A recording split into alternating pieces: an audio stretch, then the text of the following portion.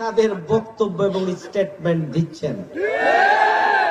সংগ্রামী ভাইয়ের আমার, আপনাদের চাঁদাবাজি, টেন্ডারবাজি 5ই আগস্টের পরে আমরা তালিকা করে রেখেছি।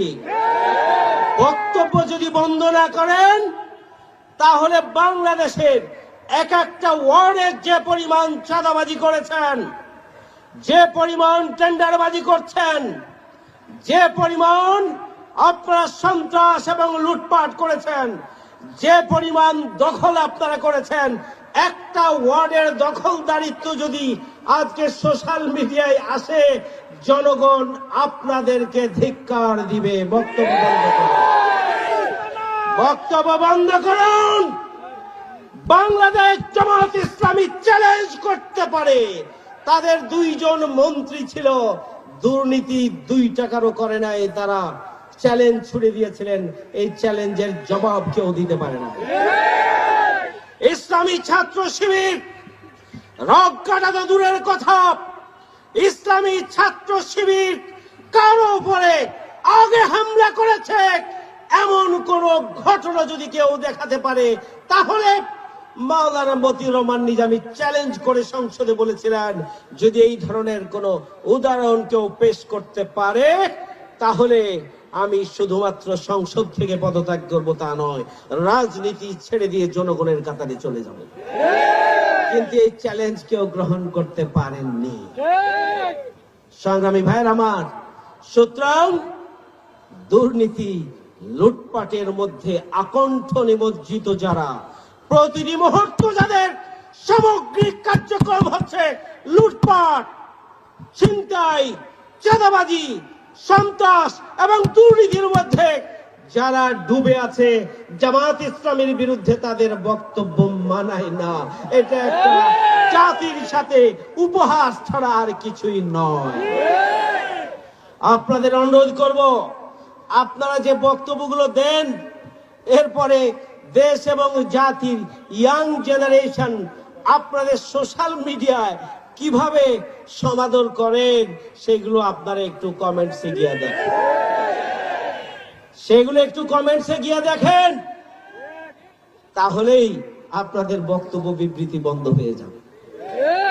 সংগ্রামী ভাইয়ের আমার, আমাদের ছাত্র সমাজ বুকের তাজা রক্ত দিয়ে বৈষম্য মুক্ত বাংলাদেশ গড়তে চেয়েছিল। তাদের স্লোগান ছিল, উই ওয়ান্ট জাস্টিস।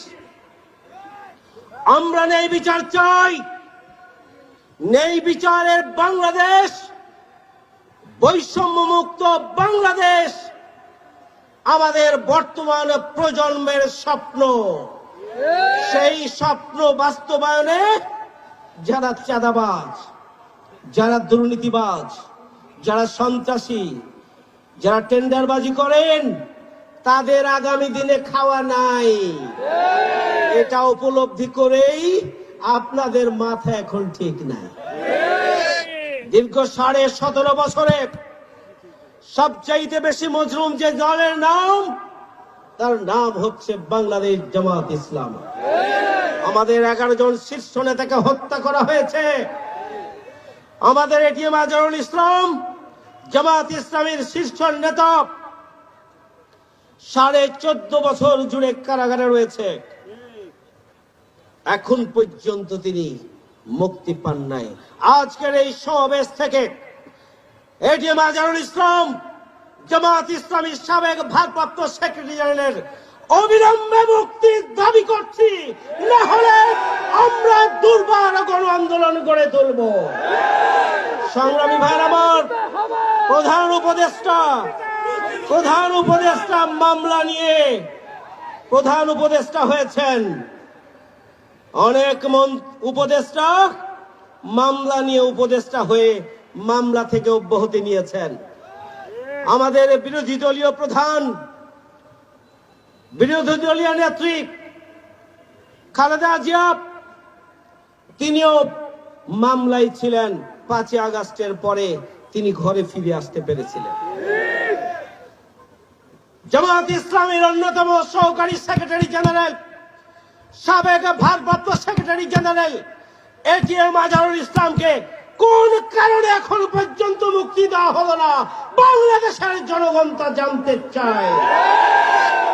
সংগ্রামী ভাইয়ের আমার, জামাত ইসলামী বাংলাদেশ কম কুরবানি করে নাই, 5 শতাধিক নেতা কর্মী জীবন দিয়েছে। জামাত ইসলামীর কেন্দ্রীয় অফিস থেকে শুরু করে সকল ইউনিট ওয়ার্ডের অফিস পর্যন্ত বন্ধ করে দেওয়া হয়েছিল। জামাত ইসলামীর শীর্ষ নেতৃবৃন্দের সন্তান থেকে শুরু করে নেতা কর্মীদেরকে গুম করা হয়েছিল। আমাদের নিবন্ধনকে কেড়ে নেওয়া হয়েছে, আমাদের দাড়িপাল্লাকে কেড়ে নেওয়া হয়েছে, জামাত ইসলামী বাংলাদেশকে নিষিদ্ধ করা হয়েছিল। সুতরাং এই দীর্ঘ 17.5 বছরে জামাত ইসলামী যে নজিরবিহীন কোরবানি দিয়েছে, তারই ফলশ্রুতিতে এদেশের জনগণ জামাত ইসলামীর প্রতি আস্থা রেখেছে, জামাত ইসলামীকে ভালোবাসছে, জামাত ইসলামীর প্রতি আস্থা রেখে আগামী দিনে একটি নতুন বাংলাদেশ বিনির্মাণে জামাত ইসলামীকে দিয়ে তারা স্বপ্ন দেখছে।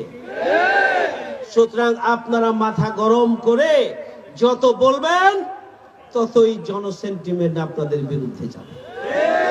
সংগ্রামী ভাইরা আমার, জামাত ইসলামী যেহেতু দুর্নীতিমুক্ত বাংলাদেশ চাই, বৈষম্য মুক্ত বাংলাদেশ চাই এবং ন্যায় বিচারের বাংলাদেশ চাই। আজকে তরুণ প্রজন্ম ন্যায় বিচারের, দুর্নীতিমুক্ত, বৈষম্য মুক্ত বাংলাদেশ চাই। আজকের জনগণ দুর্নীতিমুক্ত, টেন্ডার মুক্ত, বৈষম্য মুক্ত, সন্ত্রাস মুক্ত নতুন বাংলাদেশ চাই।